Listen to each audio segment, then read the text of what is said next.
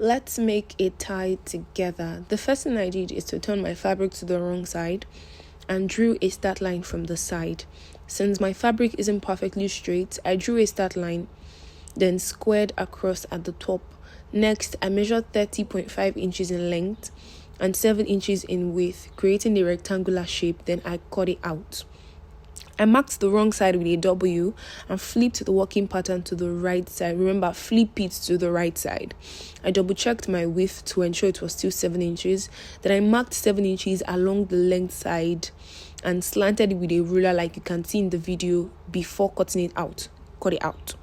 Then I flipped the piece, pinned it down so that it wouldn't move, and took it to my machine to sew. After joining that part, I opened up the seam line and gave it a good press. Next, I folded it as shown in the video and pressed it well. Please excuse my iron's open mouth. It fell really bad from my hand yesterday and it split open. But it's still hot, so I'm still going to keep using it for the meantime till I have time to carry it to town and have it fixed. Then I aligned the triangle and pinned it. When you align the two triangular sides, you will notice the other part of the fabric looks slightly slanted. Don't worry about it. Just join it the way it is slanted like that with an 1/2 inch seam allowance. But don't sew all the way to the top. Stop about 2 inches from the top and leave that opening.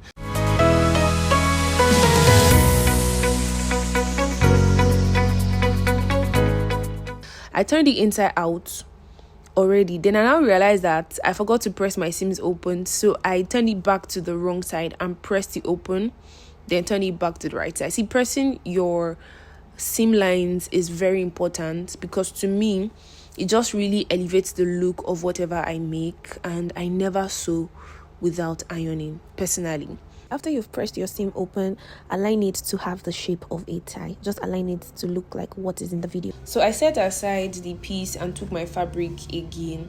Now you go back to the first piece that you have. You measure that, what you have. Mine was 4.5 inches in width at the end of the day. So I decided to cut a new strip of 30 inches by 4.5 width. Okay, the length is 30, the width is 4.5. Then after cutting the rectangle out, I created a bias strip on both the first piece and the second piece that I just cut out. So I came down with about 1.5 inch on both the first piece and the second piece, and I slanted it, okay, to create a bias strip. Now, there's a mistake I made when I was doing mine. I really hope what I'm trying to say will be able to you get it. So on my second strip, the new one that I just cut, the 4.5 inch width that I just cut, I flipped it to the right side and slanted down 1.5. When you're doing yours, please don't flip it to the right side. On the wrong side, just slant down by 1.5 inch. Then on my main body, so on the first piece that we worked on, I also came down by 1.5 inch as well. So by the time I join it, it will have like a bias joint that makes it very seamless. Okay, yeah.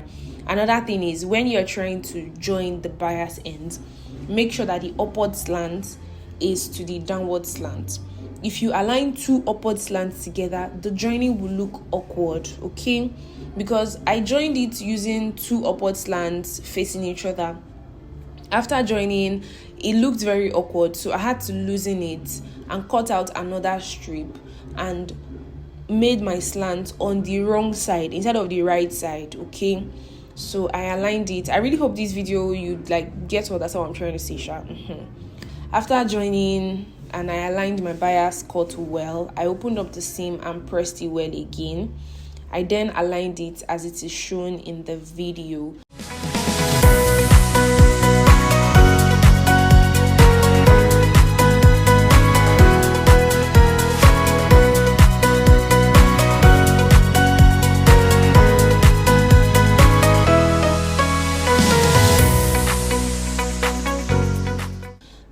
The slim part of the tie at that edge, it should be around 1 inch wide. You can make yours about 1.5 inch if you want, but I don't recommend you going beyond that.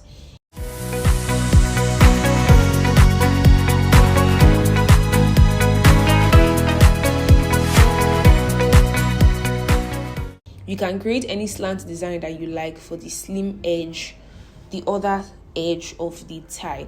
But because I'm making this for a female customer, I chose something to be a little bit more stylish, so I just did a normal slant. You see it in a bit. Then I trimmed off the excess fabric, pressed the seams open again, closed the slim edge with my preferred slant.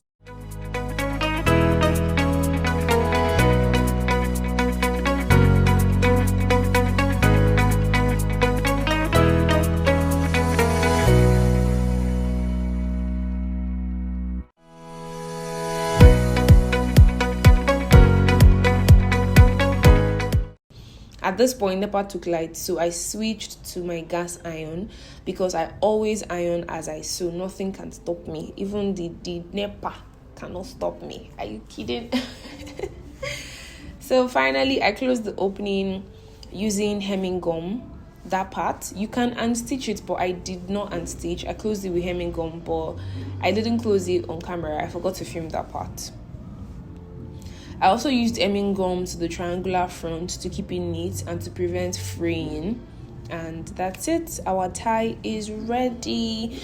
Thank you so much for watching. Please subscribe if you found this video helpful. And excuse my, is it Windsor knots? I really don't know how to knot a tie for the life of me. I tried it multiple times. Before I got this one, hey! I tried it about 7 times, and I'm not exaggerating, before I got something fairly good. So please excuse how crooked the tie knot looks, but the tutorial, I'm pretty sure you found it helpful. Please don't forget to subscribe, comment if you have any question. If there's any tutorial you want me to do, I can do that for you. Thank you. Bye.